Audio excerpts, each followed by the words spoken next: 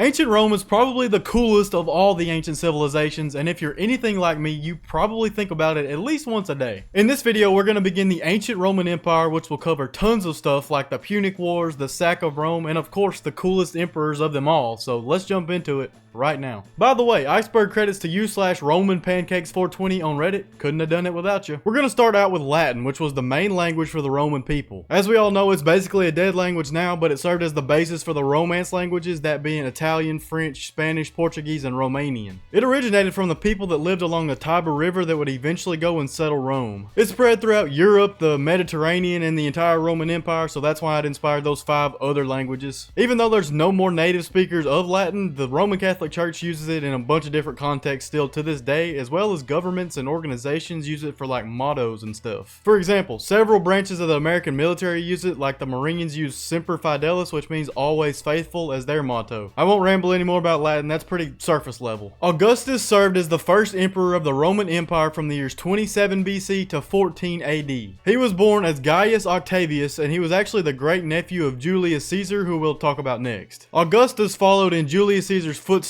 in Roman politics. By the age of 17, Octavian was following Caesar, who was actually the dictator of the Roman Republic, but not an actual emperor, in his conquests to like Africa and Spain. So basically he was learning everything that Caesar was doing, but he didn't actually do anything yet. Now Julius Caesar was executed in 44 BC, but before he died, he named Octavian his heir, which was kind of messed up because he had other kids, but anyway. Octavian became the new Caesar, and he was tasked with avenging his great uncle's death. He formed the second triumvirate with Mark Antony and Marcus Lepidus, and they would go on to beat the assassins of Julius Caesar, who were Brutus and Cassius, in the battles at Philippi. After that, the second triumvirate split up and all their lands were divided and stuff like that, and it didn't end well for some of them. Octavian was granted Italy, while Mark Antony got the East, and Marcus Lepidus was basically just pushed off to the side over there. Now Mark Antony getting the East is really important because he would go on to marry Cleopatra of Egypt. So now Octavian obviously is going to want all the power for himself, so like I said, he pushes Marcus Lepidus off to the side, exiles him, and then he comes for Mark Antony. He sails east towards Egypt, he defeats Mark Antony and Cleopatra's forces in the Battle of Actium, and he forces Mark Antony and Cleopatra to take their own lives. Well, he may or may not have forced them to do this, but they felt like they were forced to do this, but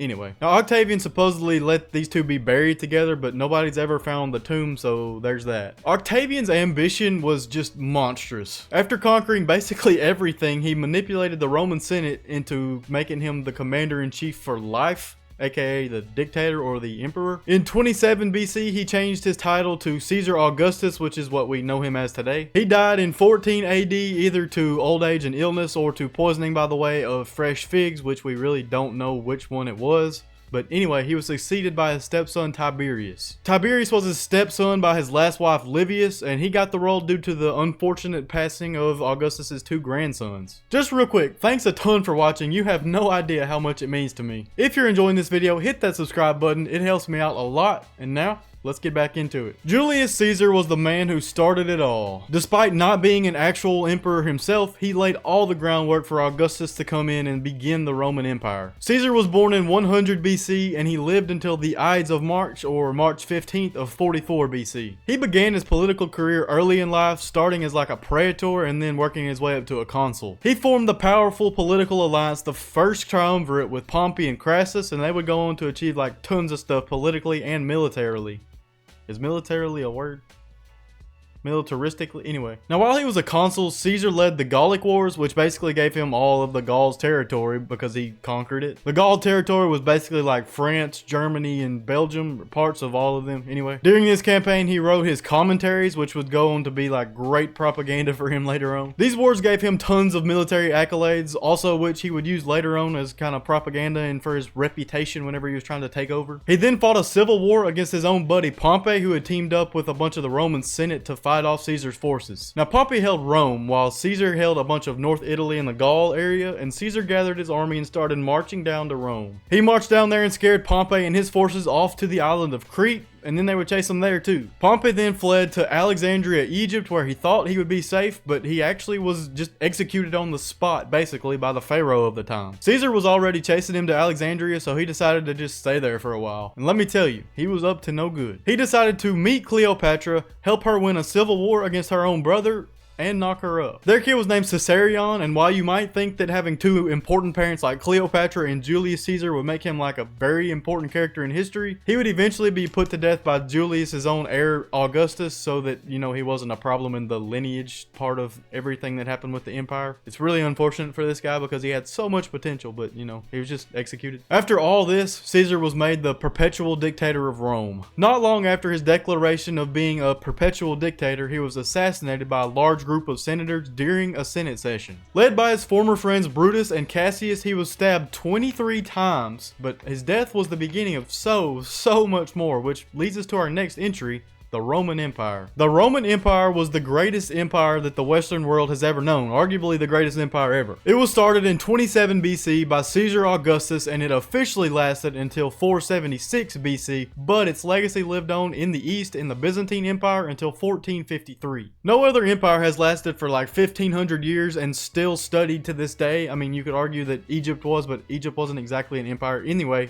Rome was amazing. Rome held a massive amount of territory for an empire at the time. It held the majority of Europe, it held much of Asia, North Africa, the Greek islands, and just everything in the Mediterranean. If you look at it on a map, the land area is actually kind of similar to the land area of the current USA empire, if you would call this an empire, so make of that what you will. Anyway, the first 2 centuries of the Roman Empire were known as Pax Romana, or Roman peace. It held great amounts of land, and it generally wasn't involved in too many military campaigns outside of the normal conquering stuff. Now, times were rocky after that due to infighting like civil wars and barbarian attacks and incompetent emperors and the likes of all that. Constantine came to power in 312 AD, and he shook things up. He showed unprecedented amounts of acceptance for Christians because he himself was one, and he actually moved the capital of Rome to Constantinople. He still didn't save the empire from its eventual demise though. The Western Roman Empire was weakened for many reasons, but that includes the moving of the capital from Rome to Constantinople, so eventually the western and eastern parts of the Roman Empire would split in 395. In 476, after being sacked by a group of Germanic barbarians, the western half of the Roman Empire officially fell for the last time. The Western Roman Empire was dead. The eastern part of the empire, also known as the Byzantine Empire, would hold until 1453, whenever Constantinople was taken by the Ottoman Empire, and that would officially end the Roman Empire in its entirety. Next up, we have the Emperors of Rome. There were about 70 emperors just until the time whenever like the western half died, so 476. 70 over that many years is a lot. The first actual emperor, as we know, was Augustus, who was followed by Tiberius and then Claudius, and then Nero, who was said to have fiddled while Rome burned. In all actuality, the fiddle didn't exist at this time, but he did play the lyre. But it's also likely that he probably didn't do this at all. He was a pretty weird dude though, and eventually the Senate pressured him into ending his own life, which is sad. He was only 30, so that's rough. Now, I'm not going to mention every emperor because there's just too many of them, and you've probably never heard of over half of them, but you had good emperors like Trajan, Hadrian, and Marcus Aurelius. They were all like really cool dudes. Marcus Aurelius wrote Meditations, which is why he's basically the face of the Stoic movement of the modern man, kind of him and Miyamoto Musashi for some reason, but anyway, they were pretty cool dudes. Like I said, for the most part, the remaining emperors you haven't even heard of because most of them served for like a few months or less than a year, maybe a couple years, but still, they didn't really do anything. You get the Diocletian and then you get the Constantine, but then there's a bunch of lesser emperors before the very last emperor of the West, which was Romulus Augustulus. I swear they were just adding syllables to these names. There were also countless Byzantine emperors, but none of them really had the aura that the great Roman emperors did, so I'm not even gonna mention them. With that, we'll move on to tier 2 of the iceberg, starting with Gaul and the Gallic Wars. Gaul was an area of Western Europe that encompassed France, Belgium, Luxembourg, Switzerland, the Netherlands, Germany, and North Italy. Julius Caesar was tasked with conquering Gaul, and he split it up into 3 different regions. He did this because Gaul was such like a fractured area. There were different tribes and different peoples. It wasn't like a state, it wasn't a country, anything like Rome was. Now, because it was composed of so many different Celtic tribes, he was able to like turn some of them against each other, and it was pretty easy for him to conquer actually. He began this conquest in 58 BC, and like I said, he was able to turn some of these tribes against each other and help him conquer the others.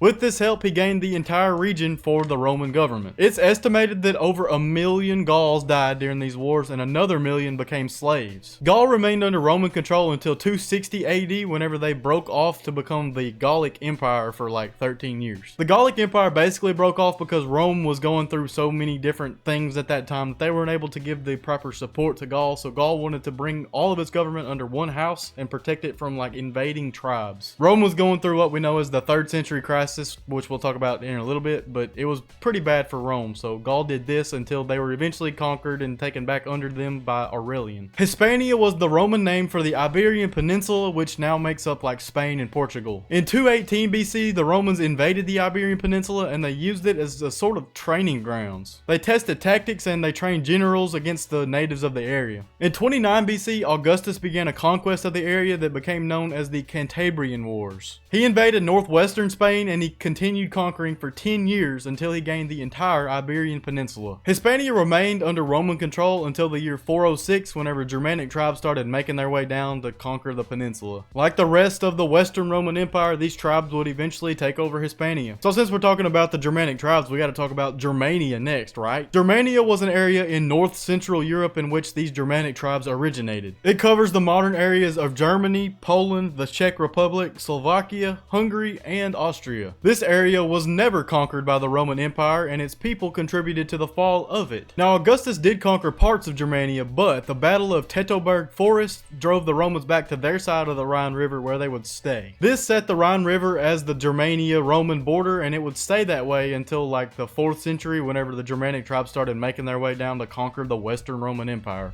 Trajan was known as the second of the 5 good emperors of Rome, and he served as the emperor from 98 AD to 117. He was actually born in Hispania, and he eventually came to power after Nerva. He accomplished a lot during his time as emperor, starting with infrastructure. He commissioned roads, bridges, buildings, harbors, and aqueducts in the empire, especially in his homeland of Hispania. Some of his bigger works still exist to this day, like the Trajan Column, the Trajan Bridge, Market Forum, all that kind of stuff. He also started a welfare program known as the Alimenta, which supported like orphans and poor kids across Rome. He was well liked among the Senate to the point where they named him the Optimus Princeps, which means the best ruler, so that's awesome. He had some really good military campaigns too. First, he conquered and annexed Dacia, which is a land that covers modern-day Transylvania and Romania. Apparently, Dacia had massive amounts of gold and silver, so whenever he beat them, he obviously padded his own pockets a little bit. He also led successful campaigns in the east. He conquered parts of Mesopotamia, Armenia, and Parthia, and he made his way all the way to the Persian Gulf. Listen to this. Whenever he got to the Persian Gulf, he broke down crying because he saw the opportunity to go conquering all the way to India like Alexander the Great did, but he saw himself as being too old. He was in his early 60s whenever all this happened, and he was actually in pretty bad health, so that makes sense, but it's so awesome. Imagine how cool and awesome you have to be in life to conquer and hold the most territory in all of Roman history and then break down crying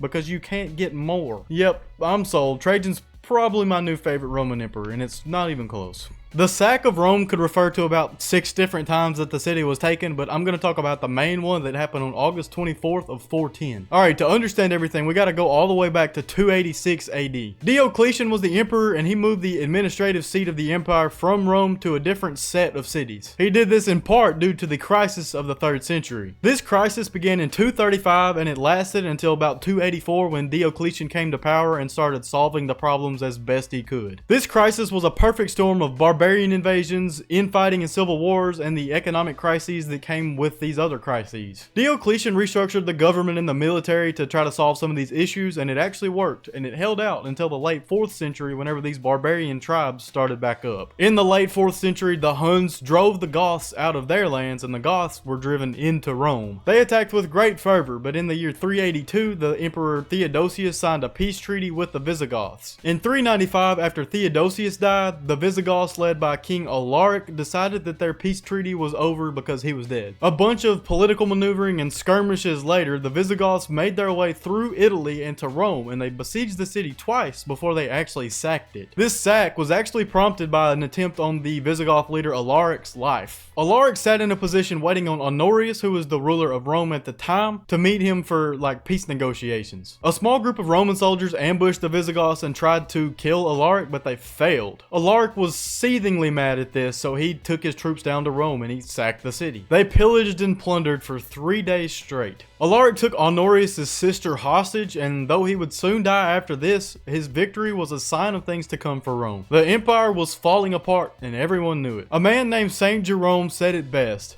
"The city which had taken the whole world was itself taken. The Roman Republic was the government that ruled Rome from the year 509 BC to 27 BC when Augustus took over as emperor. In 509 BC, the tyrannical king Tarquin the Proud was overthrown by the people of Rome. The government was then set up as a republic with elected senators that would in turn elect 2 consuls, both of which would serve 1-year terms. They basically invented the system of checks and balances with this government. The republic was constantly at war with others because their main goal was basically just expansion. They expanded deep into Italy and other areas of the Mediterranean before eventually fighting the Punic Wars against Carthage, which we'll talk about next. There were many inner conflicts within the republic, starting with the secession of the plebeians. Much like the social caste system or different social classes we have today, the Romans had 2 specific social classes. They had the patricians and they had the plebeians. Patricians were the rich families that served as leaders in politics, held many lands, and in general were just seen as the betters in society. The rest of society, like the workers and basically everyone else, banded together and formed the plebeians, and they decided to secede in 494 BC. They essentially refused to work for the patricians at this time, and you can't blame them. They were going through a famine at the time and they had no help from the government, and they didn't even have a right to vote. They couldn't voice their opinion on how they should be treated. It was awful. As a result of their secession, they were granted a voice in the government known as the Tribune of the Plebs. They actually had enough power to veto decisions made by the Senate and the consuls, and the ability to bring forth legislation to the magistrate. This was revolutionary. You can think of these branches of the government as similar but different to the House of Representatives, Senate, and the office of the President that we have in the USA today. The Tribune, the Senate, and the consuls were very similar to that. Although today our bodies of government are not separated by social class, they're just kind of elected officials. But anyway, there were more inner conflicts like Sulla's civil war and Spartacus's slave revolt, but none of those really compare to whenever Julius Caesar decided to take over the government. He chased Pompey off the continent and basically forced the Senate to declare him dictator. And then he himself was off and Octavian took over and became the literal emperor and started the legendary Roman Empire. So, there's that. Rest in peace, Republic, because, one man holding the power is always the answer to everything, right? Carthage and the Punic Wars. Carthage was a city in North Africa that developed from a Phoenician colony in what is now known as Tunisia. It began in around 814 BC, and it very quickly grew a large naval and trading presence in the Mediterranean. They were a natural enemy of Rome. The Punic Empire held North Africa, parts of the Iberian Peninsula, and a lot of the islands in the Mediterranean, which were all lands that Rome would eventually want to have, so they were a natural enemy. The Punic Wars were fought between the 2 empires for control of these lands. The first Punic War began in 264 BC when the Romans first attempted to take the island of Sicily. They teamed up with the people of Syracuse to besiege the Carthaginian base at the city of Acragas. They held the city and took another island, Corsica. The Romans also had to build their first real naval fleet because Carthage's was the best in the world at the time. Their navies clashed and went back and forth, but eventually Rome won. They took Sicily from Carthage and they forced Carthage to pay a ton of money, but after that all was good for about 20 years. In 218 BC, the Second Punic War began. Carthage had begun to expand its territory on the Iberian Peninsula to recover from the loss of Sicily and all that money they lost in the First War. The madman Hannibal Barca started attacking Roman allies and Rome responded. Hannibal began his insane trek across the Alps with 37 war elephants and 50,000 men, and he eventually invaded Italy. He showed up at the perfect time too, because right about then the Romans were planning an invasion of the North African Carthage territory. Now Hannibal won lots of major battles in Italy. He began recruiting local people that were disillusioned with the Roman government to fight alongside him and his men. Romans were at the bottom of the barrel because they were forced to recruit their own slaves and criminals to fight in this war. Hannibal continued taking Italian territory, but Carthage overextended. His brother led another Alps crossing march to support Hannibal in Italy, but about that time Rome decided to invade the Carthage homeland. Hannibal had to pull out of Italy and go home to help on that front. The Romans had kind of a split attack going on at this time. They were attacking in North Africa, but they also started taking the Iberian Peninsula, and they basically completely took that place from the Carthaginians. Scipio launches another offensive in North Africa, and he eventually beats Hannibal in battle. Hannibal lived, but Carthage lost badly. They were forced to pay indemnities out over the next 50 years. They could no longer train war elephants. Their navy was reduced to 10 ships.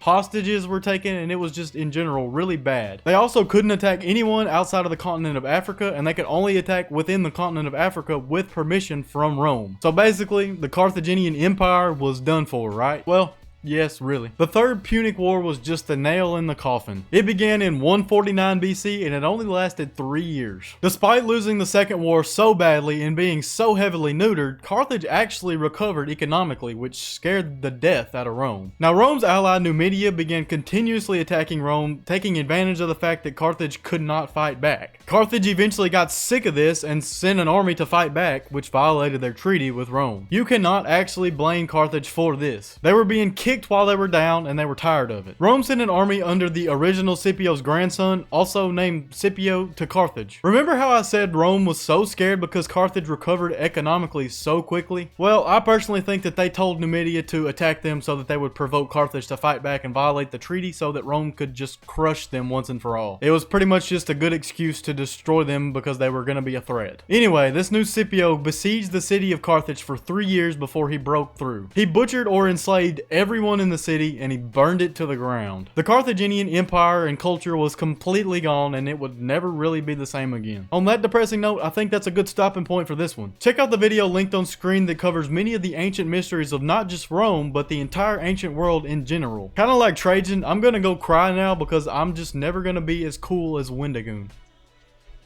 Peace.